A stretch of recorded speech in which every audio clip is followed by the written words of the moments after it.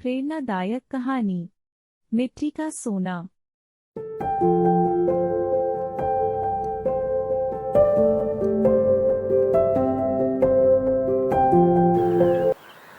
सुबह की पहली किरणें गंगा नदी के पवित्र जल में झिलमिला रही थीं।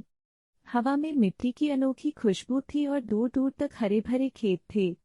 इन सभी साज सज्जा के बीच राम सिंह एक साधारण किसान थे, जिनके चेहरे पर धूप की मुस्कान और कड़ी मेहनत के निशान थे। राम सिंह बचपन से ही खेती करते आ रहे थे।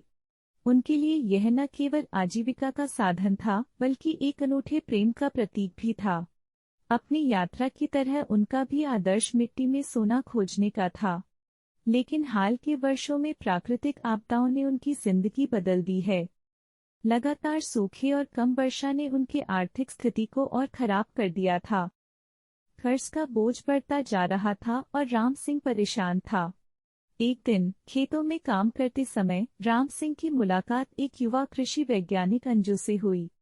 अंजू उसी गांव की एक बेटी थी जो अपनी पढ़ाई पूरी करके गांव वापस लौटी थी। अंजू को राम सिंह की आवाज में उसकी सारी समस्या और दुख समझ में आ गया। उसने राम सिंह को खेती की नई तकनीकों जैसे ड्रिप सिंचाई, मल्चिंग और जैविक उर्वरकों के उपयोग के बारे में बताया और उसको अपने खेतों में प्रयोग करने को कहा। शुरू में राम सिंह को यह सब नया और अजीब लगा। उसने सोचा कि पुरानी तकनीक अच्छी नहीं है, लेकिन अंजू ने धैर्यपूर्वक उसे समझाया। खेती के कार्यक्रम को एक चंचल वक्ता बनने के साथ साथ अच्छी उपज भी हासिल करना होगा। उन्होंने उन्हें बताया कि नई तकनीक से न केवल पानी की बचत होगी बल्कि मिट्टी की उर्वरता में भी सुधार होगा, जिससे आप कम क्षेत्रफल में भी ज्यादा उपज प्राप्त कर पाएंगे। आखिरकार राम सिंह ने अंजू की बात मान ली। उसने अपनी जमीन के एक छोटे से हिस्से पर नई तकनीक का इस्तेमाल शुरू किया। नई तकनीक का प्रयोग करके फसल लगाई। उसका नतीजा देखकर वह हैरान रह गए। जहां पहले उसको फसल कम पानी के कारण उसकी फसल खराब हो रही थी, वहीं अब कम पानी में भी अच्छी पैदावार हो रही थी।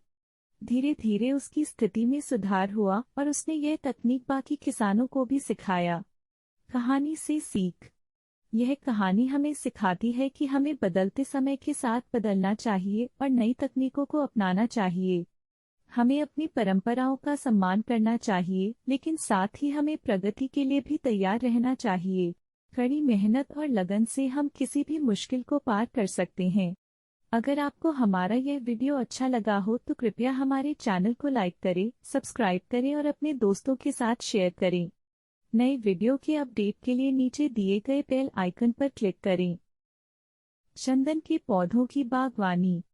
आपको चंदन के पौधे की बागवानी करनी है जो आपको चंदन की खेती करने के बारे से लेकर उसको बेचने तक सारी जानकारी दे सके और आपको हर जगह मदद करता रहे, तो आप कांटेक्ट कर सकते हैं शबला सेवा संस्थान को, जो आपको चंदन के पौधों तो प्राप्त करवाएगा ही और हर समय एक सही मार्गदर्शक की तरह मौजूद रहेगा। हमारा एक किसान की कहानी वाला वीडियो को 1000 से अधिक लोगों ने देखा और पसंद किया है। अगर आप हमारा एक किसान की कहानी वाला वीडियो देखना चाहते हैं तो डिस्क्रिप्शन में वीडियो का लिंक दिया गया है, आप उस लिंक पर क्लिक करके वीडियो को देख सकते हैं। आप हमसे किसी भी प्रकार के प्रोडक्ट और कंपनी के प्रचार के लिए हमारे दिए गए नंबर पर हमसे संपर्क कर सकते हैं। धन्यवाद।